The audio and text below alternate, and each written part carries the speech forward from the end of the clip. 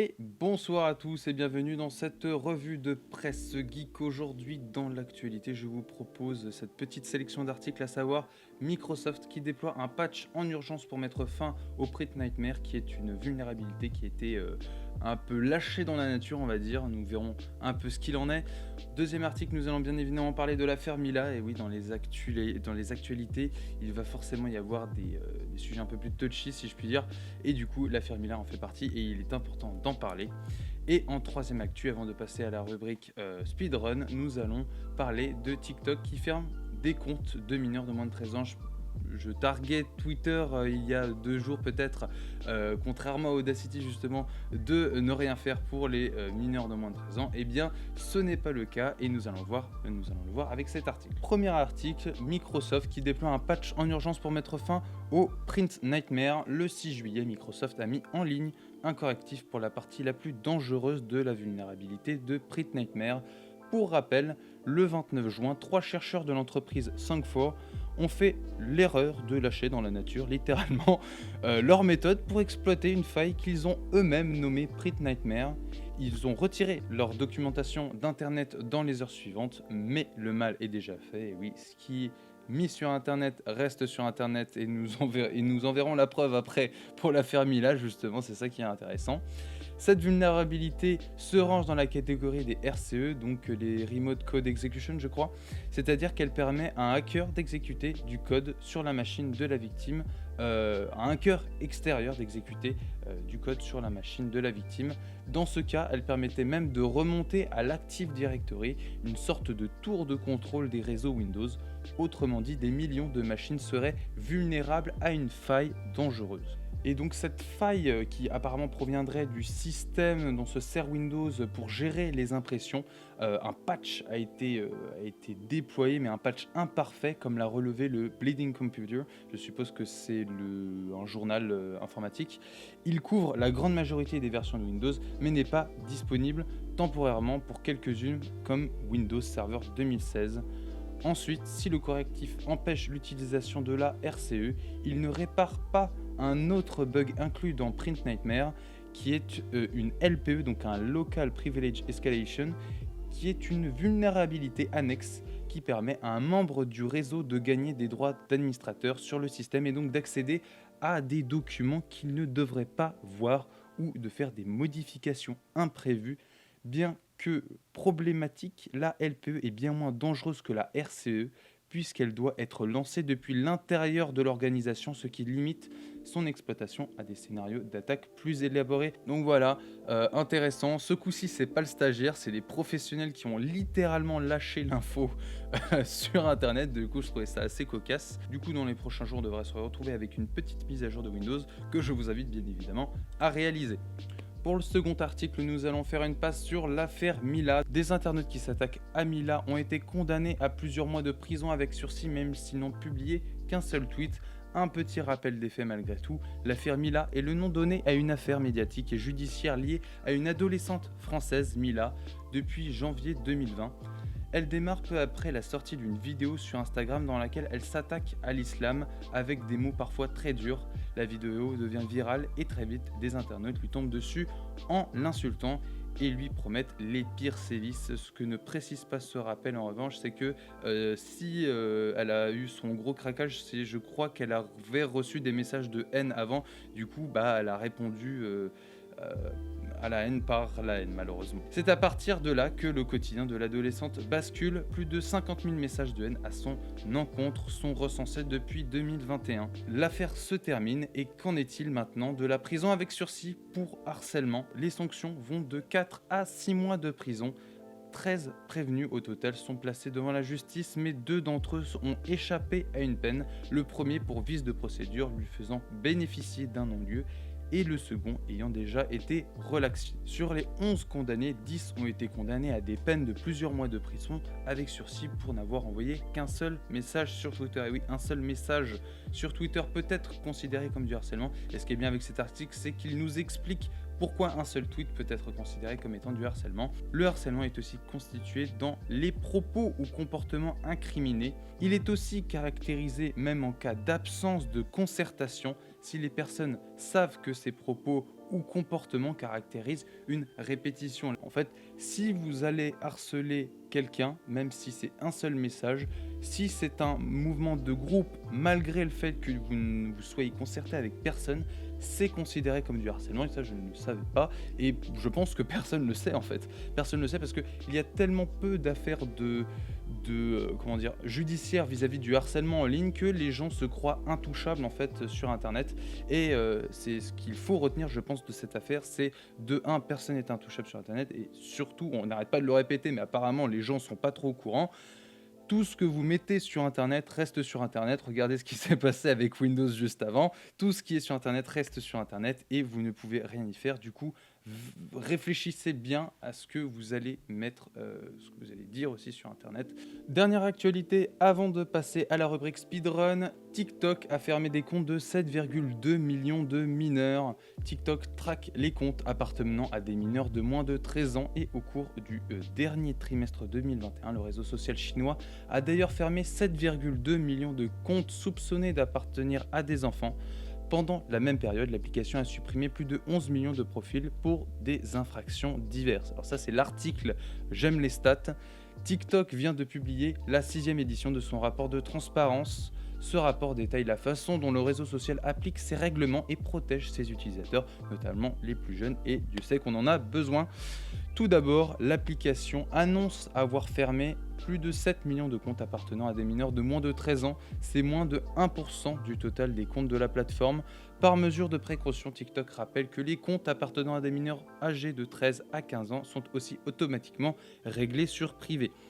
Par ailleurs, au premier trimestre, TikTok a supprimé un total de plus de 11 millions de comptes pour des infractions variées à ses règles d'utilisation.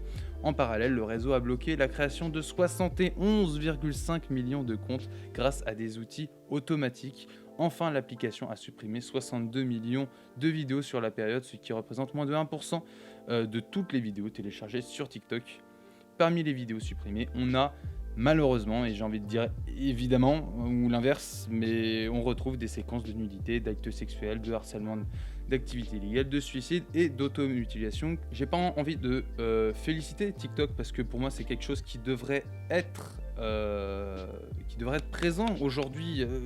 Bordel, on a Facebook, on a Instagram, etc. On le sait qu'il y a ces genres de problématiques. TikTok aurait dû le faire dès le début. Du coup, je n'ai pas envie de féliciter TikTok, j'ai plus envie de les encourager, de continuer dans cette voie-là. Et malheureusement, c'est quelque chose qui existe et qui existera toujours aussi.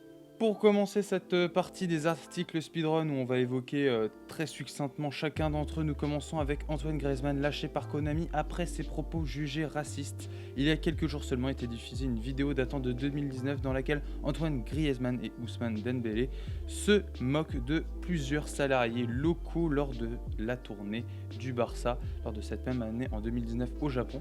Sur ladite vidéo, on distingue notamment Dembélé rire en compagnie de Griezmann de, je cite, tous ces visages moches, en évoquant les employés japonais de l'hôtel. Je vous invite grandement à regarder la vidéo, ne vous forgez pas un avis juste sur ce que je suis en train de vous dire. Allez voir la vidéo, c'est indispensable pour vous faire un avis objectif. Le verdict tombe pour Antoine Griezmann. Suite à cet incident, Konami a réagi vite et très vivement. La société vient en effet de faire la déclaration suivante dans un communiqué. Konami Digital Entertainment estime que la discrimination de quelque nature que ce soit est inacceptable. Nous avions annoncé qu'Antoine Griezmann serait notre ambassadeur Yu-Gi-Oh! Ah bon, pourquoi? Mais à la lumière des événements récents, nous avons décidé d'annuler le contrat. Alors pourquoi ambassadeur Yu-Gi-Oh! Antoine Griezmann? Je ne savais pas. Je l'avais vu passer sur le labo avec Doc7, mais j'avais pas compris. Ok, très bien. Déjà qu'en private joke, c'est limite ce genre de comportement. Genre vraiment, c'est ce genre de truc, tu le gardes pour toi, tu les postes pas sur internet, quoi. Ça me paraît évident. On retourne encore au même problème. Arrêtez de tout mettre sur internet, c'est complètement con. Petit article très rapidement, les commandes sont ouvertes pour la console Switch OLED à 360 €, hein, et pour très rapidement, pour vous faire un retour des articles que j'ai vus 24 heures après la sortie, globalement, les gens n'ont pas l'air convaincus, hein. Il y aura toujours des gens pour l'acheter, bien évidemment, mais voilà, la plupart des gens n'ont pas l'air convaincus par cette nouvelle Switch. On enchaîne avec Disney. Paris abandonne les Fast Pass gratuits. Concrètement, une mise à jour de l'application va mettre en avant un système où les guests, comme Mickey aime les appeler, devront s'enregistrer dans une file d'attente virtuelle et suivre en temps réel leur progression. Ensuite, ils recevront une notification lorsqu'ils pourront enfin entrer dans l'attraction et profiter des manèges et autres expériences que propose Disneyland à Paris. C'est un peu ce que propose déjà le parc Astérix lors de sa réouverture en été 2020. Moi, je trouve ça génial, il fallait y penser. Ça fait très longtemps que je suis pas allé au parc Astérix, ça fait un peu moins de temps que je suis pas allé à Disney. Mais une file d'attente virtuelle, je trouve ça très ingénieux et vraiment très bien. Et s'ils l'ont pris en plus l'idée sur le parc Astérix, Cocorico, c'est encore mieux. Et du coup, que va-t-il advenir de ces coupes-fils Disneyland Paris tire un trait sur les fast-pass gratuits. Ces coupes-fils gratuits qui étaient possibles d'acquérir aux bornes dédiées et qui permettaient de profiter d'un temps d'attente amoindri vont laisser la place au Disney Premier Access. Sensiblement similaire à son prédécesseur, il permet d'accéder directement aux attractions. En revanche, ce passe droit à un prix, 8 € par attraction pendant 1 heure. S'il était auparavant possible de cumuler des fast-pass, ce nouveau procédé risque d'en décourager plus d'un. Il faut dire qu'à 80 €, la place pour les deux parcs, les petites dépenses supplémentaires vont être difficiles à accepter. Et oui, bien évidemment. Du coup, la mort des fast-pass, mais j'adore ce système de file d'attente virtuelle. C'est vraiment ingénieux. À voir si ça fonctionne aussi bien que sur le papier. Avant-dernier article, un adolescent devient millionnaire en revendant des PS5 et Xbox Series X. À seulement 16 ans, l'américain Max Hayden est aujourd'hui à la tête d'une affaire rentable.